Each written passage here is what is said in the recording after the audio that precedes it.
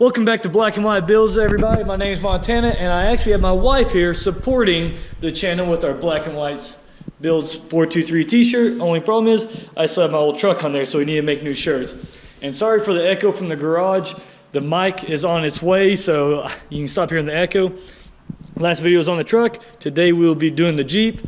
And I know everyone's gonna give me a lot of crap for this, but the lift kit we bought is rough country. Everyone says it's junk, but we bought their nicest kit that they had because we didn't want to go crazy expensive due to the fact that we don't go off-roading every single day. It's a weekend thing that we do it.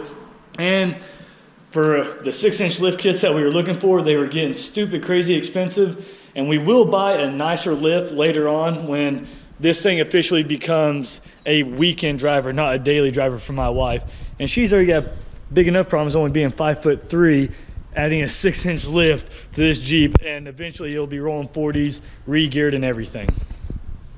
It looks like TSI is rolling deep to come check on this lift kit, see what they can do for us. Wife's here, Tyler's here, in a smaller truck than what I'm used to. So let's go check out the lift kit. Why do I gotta be?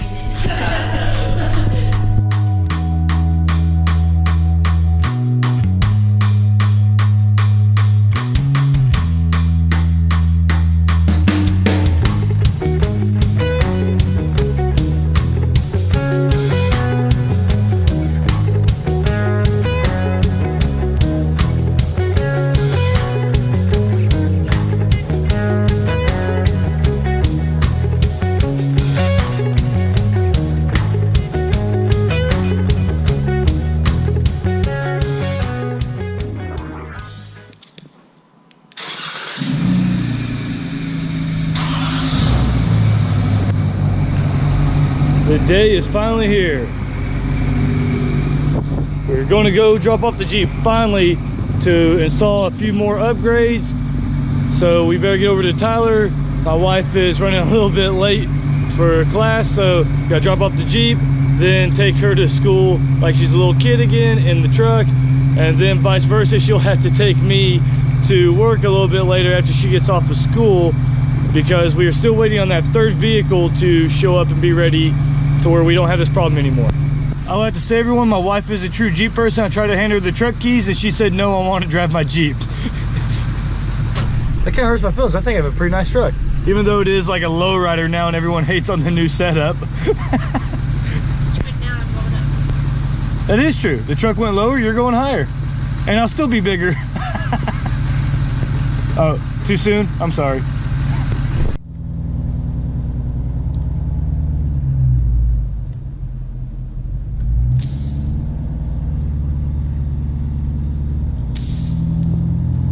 Even though I have a deleted power stroke, which obviously puts down pretty good numbers when it comes to horsepower and torque, my wife still kicked my butt on the way here. In her underpowered lifted Jeep Wrangler. Still beat me. I don't get it. Blows my mind. Maybe the Jeep is faster. I knew I should have bought a Chevy. Just kidding, sorry guys.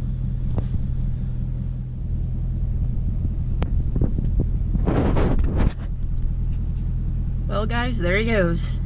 It's gonna take him 30 minutes to talk to Tyler just to hand him over the keys. I don't even know what they talk about.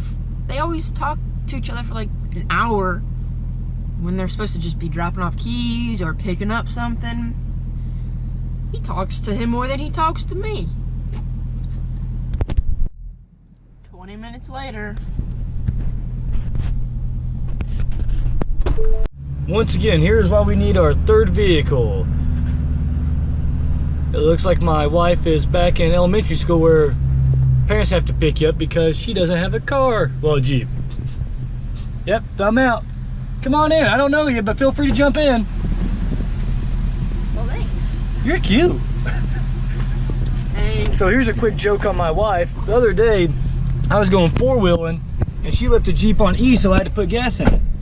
Well, guess what? Wow, that's I'm going to work, and the truck's on E, and she has a lot bigger tank to fill up than I did. So, joke's on you, babe. Wow. Yep, Let me back out. Yeah. Just a quick update of how I tried to fool my wife yesterday and leave her with the truck with no fuel in it to try to get her back for leaving me with the Jeep with no fuel in it. I was nice and filled hers all the way up. She gave me just over 100 miles and it still had 40 miles on it, so she only gave me a few gallons of fuel. Come on. My wife strikes again. Well guys, my Jeep's in the shop and well, what do you know? My husband, he had to go find a new Jeep to work on since mine's not here.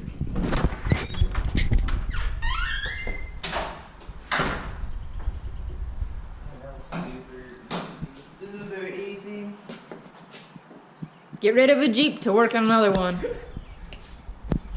There always has to be a project going on at all times at this house.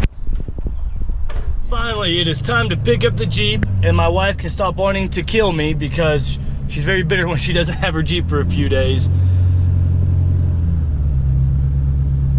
There she is. As you can tell, they're extremely busy today.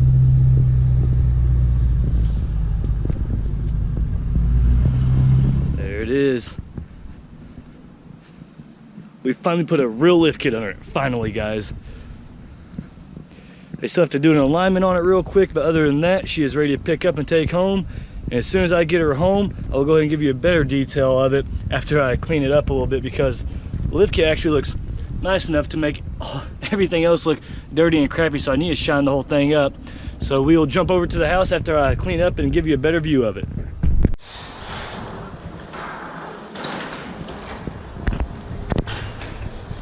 Here we go, guys. I'm really sorry I did not get to film showing the Jeep off in the nice weather, but I had to go to work immediately following picking this thing up. So it is a crappy day today, but I tried to make the Jeep look halfway decent. We did go with the 6-inch rough country lift, which I showed you earlier in the video. I know everyone says that's a poor man's lift, but trust me, this was not cheap to do it the way we did it. And they actually do have good quality parts now. Powder coated everything, which TSI is now doing for us. That was absolutely awesome that we could just go to one shop and get everything done. Lift kit put on, powder coating and everything. Running dual steering stabilizer now from Rough Country. This is full Rough Country, so you can see what Rough Country has to actually offer now. These are even adjustable. And as you can see by the beautiful drive shaft there, we had to upgrade to aftermarket drive shafts, which, no surprise there, it is Rough Country drive shafts.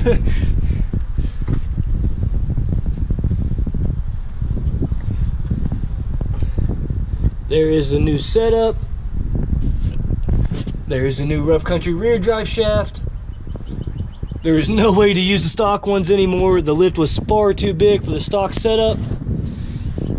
Except for the rear drive shaft, you could use it just for driving, but it wasn't long enough to actually take it off-road, be able to do articulation or anything. I think our setups here at the house are becoming pretty awesome. 2017 Power Stroke, 2016 Rubicon, and if you didn't watch the last video, I now have a 96 Cherokee with 250,000 miles on it. But the fun part for the Cherokee, I'll be taking this off-road while my wife has the newer setup. And I honestly believe I can keep up with her. That's a 5.5-inch lift, 6-inch lift. Obviously, the old school does not sit anywhere near as tall as the new one. But that will be a video coming up soon. I'm going to beat my wife. I'm not gonna lose, sorry. It's not gonna happen. But old school versus new school, I have a little bit more experience driving off-road than she does, so I think I can put up a good battle with my 96 Cherokee on 35s.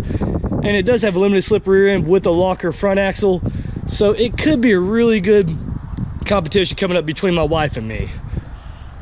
But tell me what you guys think. Obviously, we will be going to 40s. The 37s look tiny now, absolutely tiny. I'm actually looking at wheels because we're gonna go from 18 to 17-inch wheels, because I can't find a tire that's a 40-inch tire on an 18-inch rim. Let us know what you think about the new setup down in the comments below. If you liked the video, give it a big thumbs up. Stopping by for the first time, please subscribe. You guys have a great day.